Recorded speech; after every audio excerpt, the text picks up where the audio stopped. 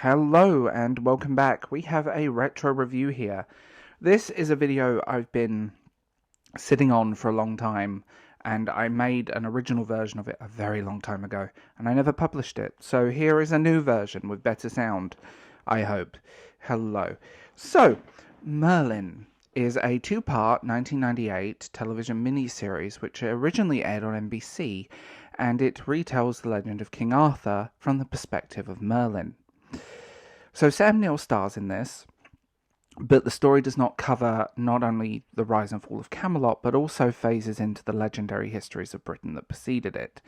Now, the legendary histories are this amazing archive of myths and legends and heroes and monsters and stories and battles, and they're beautiful, genuinely beautiful, and worth reading. Now, there was a sequel to this called The Merlin's Apprentice, which was not so much a sequel as more the same actors coming in to play different versions of their characters. It was weird and not very good. This, on the other hand, is a true classic, and it has some very interesting links to Lord of the Rings, which I will talk about in a little while. Now, the story takes notes from multiple versions of the story of legend, but it also includes multiple characters such as Queen Mab. And if you know Shakespeare, you'll know who that is. Miranda Richardson is phenomenal in this film, and the cast is stunning. You have Isabella Rossellini, Sam Neill, obviously.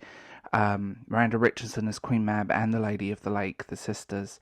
Isabella Rossellini as Nimue, and countless other brilliant ones. I mean, Helen Bonham Carter as Morgan Le Fay, it was just amazing. James Earl Jones plays the Rock of Ages, I want to say that. And ultimately, the casting in this is perfect. I will say some of the special effects scream 1990s television movie, but actually it's its charm, because the slightly artificial special effects work so well with the concept that you're being told the story, you're not witnessing it firsthand. And that's something else we'll talk about. And they play with like sped up cameras and motion and frame rates and things, and it looks really cool. There is a style, and the soundtrack to this is absolutely beautiful. I wholeheartedly recommend the music. It does come on my regular playlists in my film playlist. So it's 3 hours long, and the basic story is Britain's forces are invaded and tyrant kings are cruel to the people. Queen Mab seeks to reclaim her power by drawing people back to worship the old ways. And to do so, she creates a wizard named Merlin, who she intends to campaign a crusade. Merlin's mother dies giving birth to him, and he is raised by his guardian, Ambrosia. Years later, Merlin encounters Nimue and ends up going with Queen Mab. And I'm trying not to give too many spoilers, because I'm looking at the plot of this thinking, let's not go too much into things. You follow into the legends of the White Dragon, the Crimson Dragon, and Uther Pendragon. And you go into Avalon, which in this is a place, the magical sword Excalibur, the usual things. It does a really interesting quirk of relationships, and Morgan Le Fay's character in this is so, she strikes a deal, and it's fascinating to watch. And she also falls in love with Thrick, and he's a phenomenal character in his own right, and it's very sweet but very sad. You go into the battle, the quest for Holy Grail, but you're just told that from a distance. You get the relationship between Guinevere and Lancelot, and as he says, as they ride off into the sunset after their lives are saved, that their story is another to be told. So I always feel like there was some sequel bait in this that never truly happened. As you go through it into the battle, the final ebb of the old ways of Britain, and just Arthur's death, and you see Merlin encounter Frigg amongst other survivors of the army. Merlin confronts Mab at Camelot, and they have this magical duel, that ends on a stalemate, and then they turn her back on her, and she ceases to exist. And the very end of the film is this beautiful moment that I'm not going to give away, but it's genuinely very heartfelt and very sad and just beautifully done, full stop.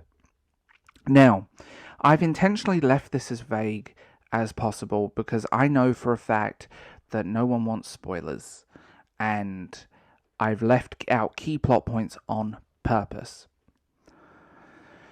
Now, the links to Lord of the Rings. Oh, where do we start? Alan Lee.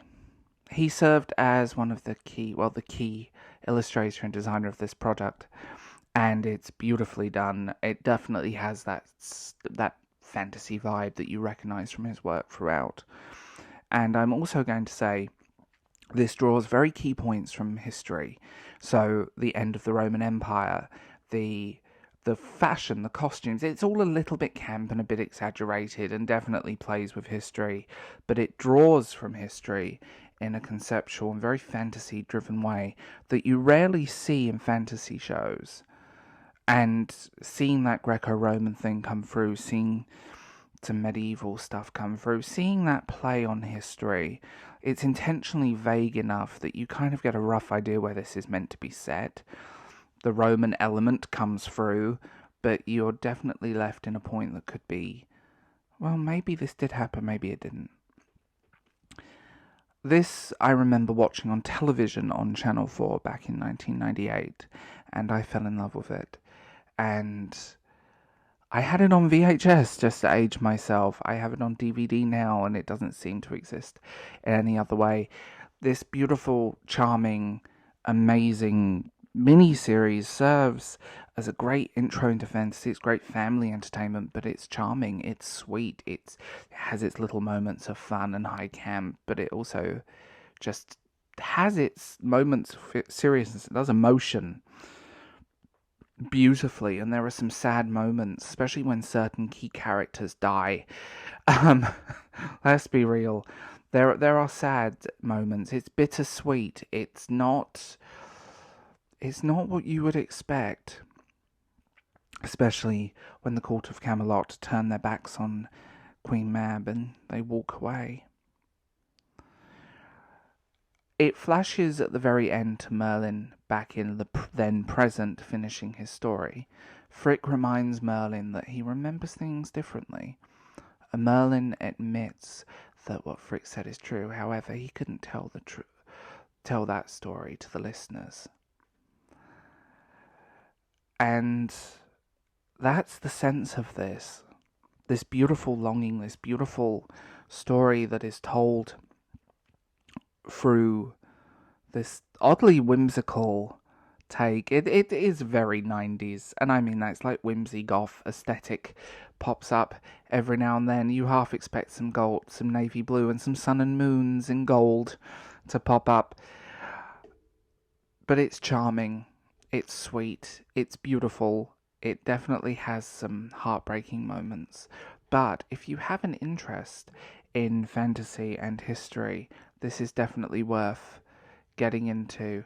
And just like classical mythology, it pulls it in this very fun way. This is sweet, this is charming. Don't expect a history lesson. Don't expect a lesson of the classical histories or legendary histories. But do expect something that borrows elements from them all.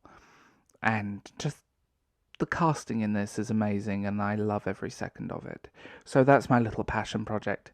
If you guys want more of this stuff, please tell me. If you guys have any suggestions, I'm so open to them. And I hope you guys enjoy this little video. Goodbye.